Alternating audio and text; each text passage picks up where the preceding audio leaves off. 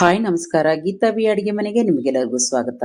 ಹುಳಿ ಖಾರ ಸ್ವೀಟ್ ಇರೋಂಥ ಅವಲಕ್ಕಿ, ಖಾರ ಅವಲಕ್ಕಿ ಅಂತ ಹೇಳ್ತಾರೆ. ಉಡುಪಿ ಕಡೆ ಜಾಸ್ತಿ ಇದನ್ನ ಮಾಡೋದು. ಇದು ಯಾವ ರೀತಿ ಮಾಡೋದು ಅಂತ ಹೇಳಿ ನೋಡ್ಕೊಂಬರೋಣ. ಫಸ್ಟ್ ಟೈಮ್ ನನ್ನ ವಿಡಿಯೋ ನೋಡಿದ್ರೆ ಪ್ಲೀಸ್ ಸಬ್ಸ್ಕ್ರೈಬ್ ಆಗಿ, ಪಕ್ಕದೊಳಗಿರೋ ಬೆಲ್ ಬಟನ್ನ ಕ್ಲಿಕ್ ಮಾಡಿ. ಗ್ಯಾಸ್ ಹಚ್ಚಿ ಒಂದು ಫ್ಯಾನ್ ಇಡೋಣ. ಈಗ ಅದಕ್ಕೆ 1-2 ಸ್ಪೂನಷ್ಟು ಕೊಬ್ಬರಿ ಎಣ್ಣೆ ಹಾಕ್ಕೊಳ್ಳೋಣ. ಅದಕ್ಕೆ 2 ಸ್ಪೂನಷ್ಟು ಧನಿಯಾ ಕಾಳು, ಗ್ಯಾಸ್ ಕಮ್ಮಿ ಮಾಡಿಕೊಂಡು ಒಂದು 5 ಬ್ಯಾಡಗೆ ಮೆಣಸು, ಒಂದು 1/4 ಸ್ಪೂನ್ ಜೀರಿಗೆ ಹಾಕ್ಕೊಂಡು ಚೆನ್ನಾಗಿ ಮೆತ್ತಗೆ ಹುರ್ಕೊಳ್ಳೋಣ. ಇದನ್ನ ಕಡಿಮೆ ಹುರಿಯೊಳಗೆ ಕಲರ್ ಚೇಂಜ್ ಆಗೋ ಗಂಟ, ಸ್ವಲ್ಪ ಘಮ ಬರೋ ಗಂಟ ಹುರ್ಕೊಳ್ಳೋಣ.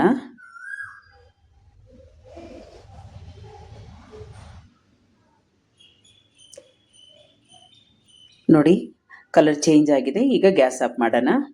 ಈಗ ತೆಂಗಿನಕಾಯಿ ತುರಿ ಒಳಗಡೆ ಒಂದು ಕಾಯಿನ ನಾನು ತೊಗೊಂಡಿದ್ದೀನಿ, ಅಂದರೆ ಅರ್ಧ ಕಾಯಿನ, ಅದನ್ನ ಅರ್ಧ ಮಾಡ್ಕೊಂಡ್ಬಿಡ್ತೀನಿ.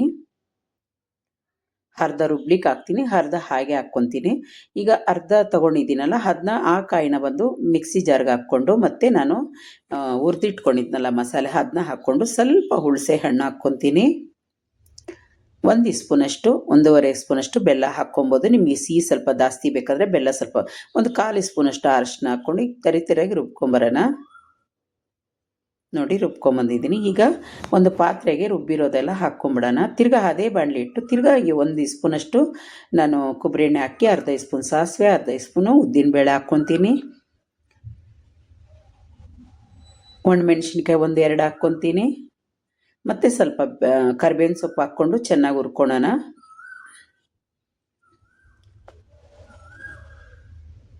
ಕಲರ್ ಚೇಂಜ್ ಆಗೋ ಗಂಟ ಹುರಿದ್ರೆ ಸಾಕು.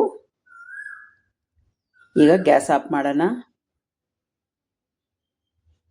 ಈಗ ಅದೇ ಬಾಣಲಿಗೆ ಹಾಕ್ಕೊಳ್ಳೋಣ. ಆವಾಗಲೇ ನಾವು ಯಾವುದು ಹುರಿದಿಟ್ಟಿದ್ವಲ್ಲ ಅದಕ್ಕೆ ಹಾಕ್ಕೊಂಡು, ತೆಂಗಿನಕಾಯಿ ಸ್ವಲ್ಪ ಮಿಕ್ಸಿದ್ನಲ್ಲ ಅದನ್ನೂ ಅದಕ್ಕೆ ಹಾಕ್ಕೊತೀನಿ. ಈಗ ರುಚಿಗೆ ಎಷ್ಟು ಬೇಕಷ್ಟು ಉಪ್ಪು ನೋಡ್ಕೊಂಡು ಹಾಕ್ಕೊಳ್ಳೋಣ.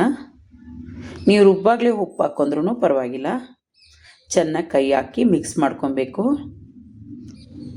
ಇಸ್ಕಬಾರ್ದು ಅದನ್ನ, ಹಾಗೆ ಹಿಂಗೆ ಹುಡಿಯಾಗಿ ಮಾಡಬೇಕು. ಮತ್ತು ಒಂದು ಬಟ್ಲಷ್ಟು ನಾನು ಪೇಪರ್ ಅವಲಕ್ಕಿ ತೊಗೊಂಡಿದ್ದೀನಿ, ಅದು ಹಾಕ್ಕೊಂಡು ಚೆನ್ನಾಗಿ ಮಿಕ್ಸ್ ಮಾಡ್ಕೊತೀನಿ. ಯಾವ ಥರ ಕಲಿಸ್ಕೊತೀನಿ ಅಂತ ನೋಡ್ತಾ ಇದ್ದೀರಲ್ಲ, ಈ ಥರನೇ ಕಲಿಸ್ಕೊಬೇಕು, ಜೋರಾಗೆ ಇಸ್ಕಬಾರ್ದು. ನೋಡಿ ಎಲ್ಲ ಚೆನ್ನಾಗಿ ಹೊಂದ್ಕೊಂಡಿದೆ.